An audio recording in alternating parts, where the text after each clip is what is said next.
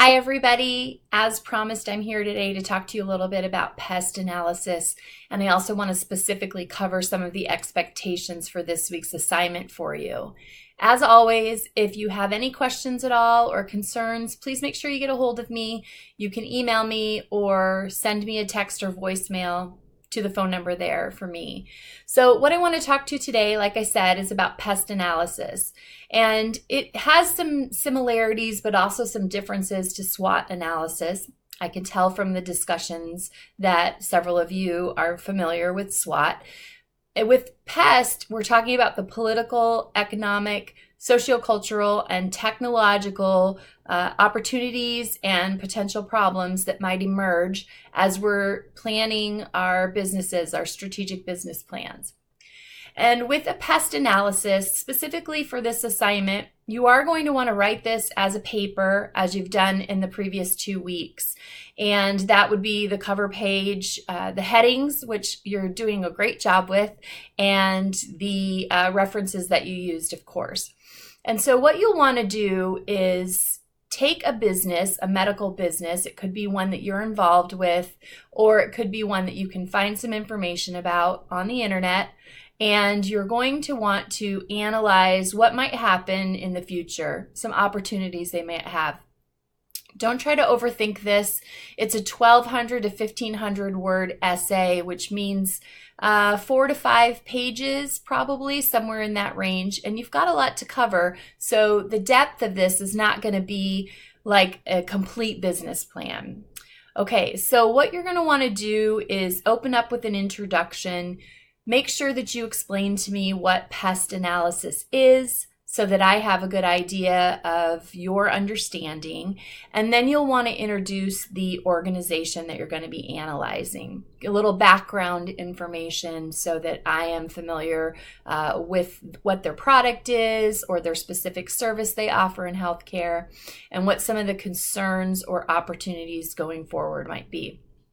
And then you can start in with the analysis. So we'll start with pest, and that is the political considerations or opportunities. So think about things like, is there legislation going into effect that's going to affect this particular area of healthcare?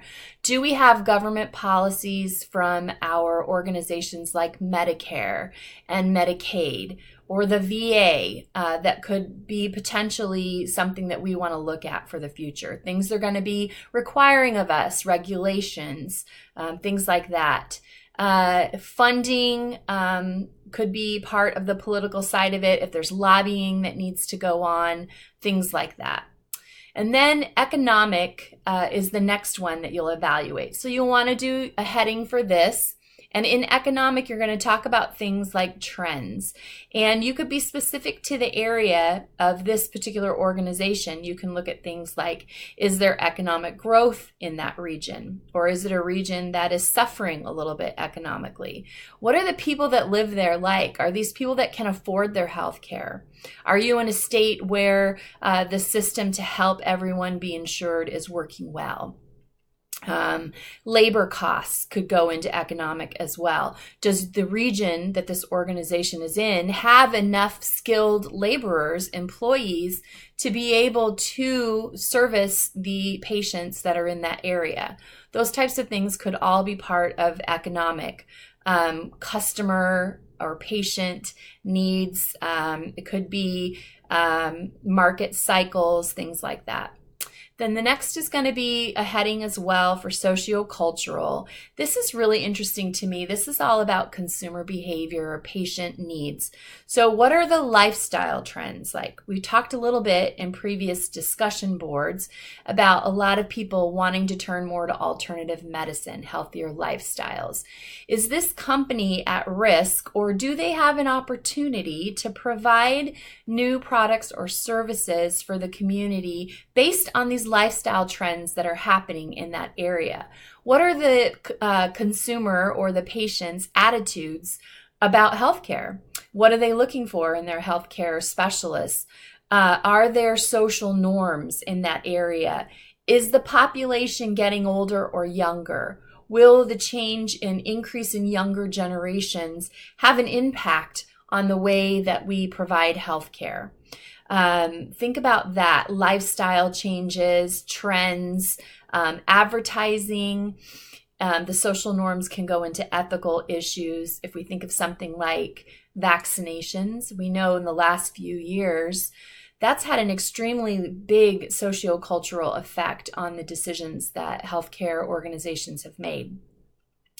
The next heading will be the technological analysis. So technological would be anything to do with our computer systems, emerging technology, the internet, the access our patients have to this type of information. It could also be biotechnology, if that is an appropriate risk or opportunity for your particular organization that you're studying.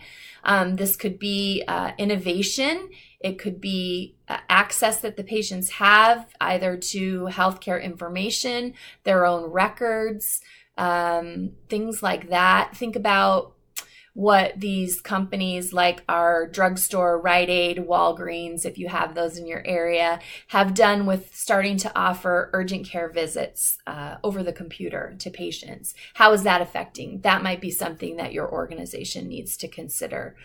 We have things like rural health care here in Washington, where we are now providing services to patients in rural areas from here, where I live in the suburbs.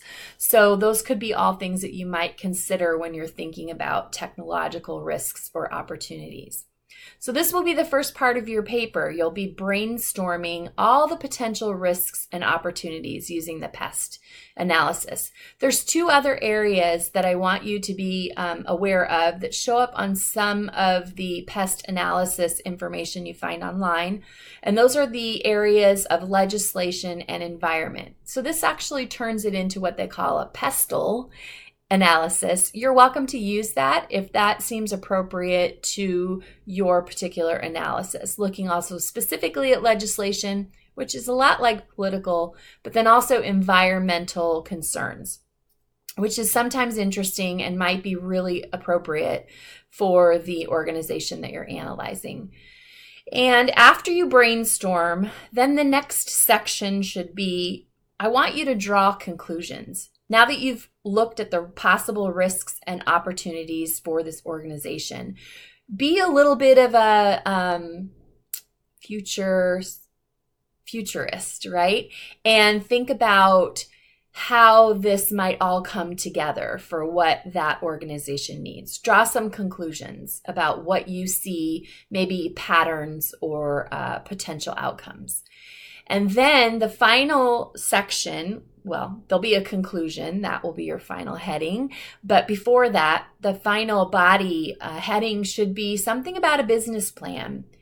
And I'm not asking you to create a very intricate business plan. I'm simply asking you to make some suggestions about how this organization might move forward with all of the information that you've gathered and ideas that you have for what they might consider to strategically place themselves in a position where they can continue to be viable, make money, be able to continue to support their communities. And that will be kind of the final section or heading of the body. And then, of course, your conclusion.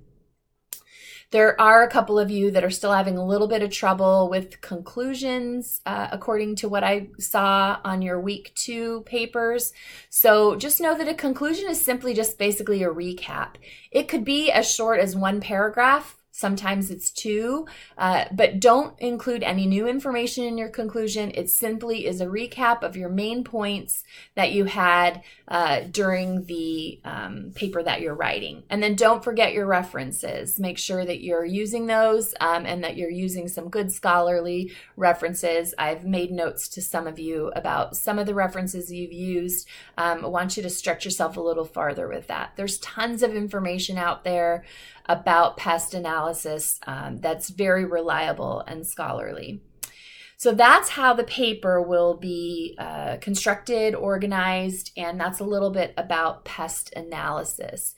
And again, if you have any questions at all, please ask.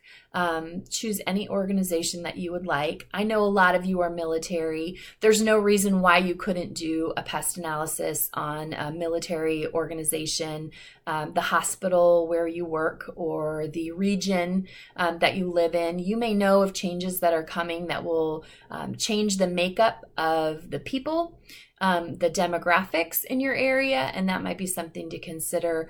You may know that there's going to be sort of a reorganization, less personnel. I know that happened to us here in Kitsap with our naval station. We had a lot of personnel move on and not be replaced. So there was a lot of risk and opportunity in that for how do we continue to service all of these people at the Naval Hospital in the surrounding area. So military definitely works too. It doesn't have to be an organization that you've worked for or currently work for.